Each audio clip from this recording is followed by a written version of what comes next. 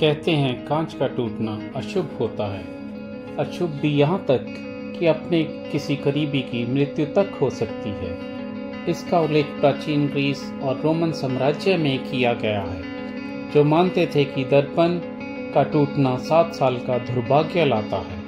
उनका ये भी विश्वास था कि जिस तरह से इंसानी शरीर हर 7 साल में नवीनीकृत होता है, उसी तरह दुर्भाग्य भी 7 साल में समाप्त हो जाएगा।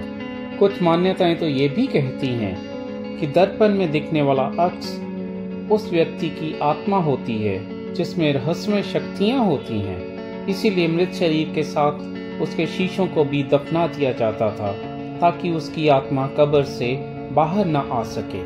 और शोक के समय सारे दर्पण ढक दिए जाते थे ताकि उसकी आत्मा को दर्पण के जाल में जकड़ने से बचाया जा सके। वह यह भी मानते थे कि दर्पण के माध्यम से भगवान आत्माओं को देखते हैं। इसीलिए दर्पण को नुकसान पहुंचाना यानी आत्मा को नुकसान पहुंचाना ही नहीं, बल्कि भगवान को अपमानित करना भी समझा जाता था। सिर्फ ये ही नहीं, नुकीला, गंदा, धुंधला, सुबह उठते ही दर्पण देखना, पति पत्नी की सोती हुई छवि को आईने में देखने का मतलब नकारात्मक ऊर्जाओं को आमंत्रित करना समझा जाता था। लेकिन यहाँ पर यह जानना आश्चर्यपूर्ण है कि वास्तुशास्त्र इसके विपरीत सोचते हैं।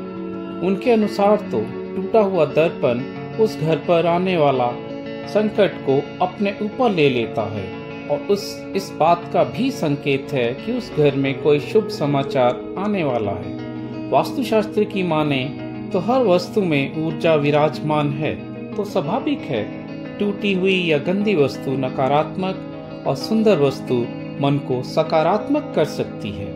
हम सब जानते हैं कि नए साल या दीपावली पर नई चीजें खरीदी जाती हैं और पुरानी टूटी फूटी चीजों को घर से बाहर फेंका जाता है। बेड, बर्तन, रुकी हुई घड़ी, फिर चाहे टूटा हुआ दर्पण ही क्यों ना हो, क्योंकि ये दिमागी तनाव का कारण बनती हैं। वाहन में लगा हुआ टूटा दर्पण दुर्घटना का कारण बन सकता है।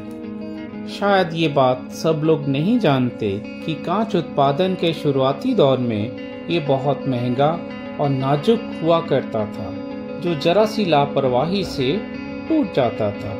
इस नुकसान से बचने के लिए उस वक्त की वैचारिक हस्तियों ने ये कहना प्रारंभ कर दिया कि दर्पण का टूटना अशुभ होता है और 7 साल का दुर्भाग्य लाता है। डराने के लिए ये बहुत ही सरल रणनीति थी जो काम भी कर गई। यहाँ तक आत्मा और दर्पण का संबंध है तो इंसानी आत्मा और उसके प्रतिबिंब का संबंध तो दर्पण के उत्पादन से पहले ही जोड़ा गया था।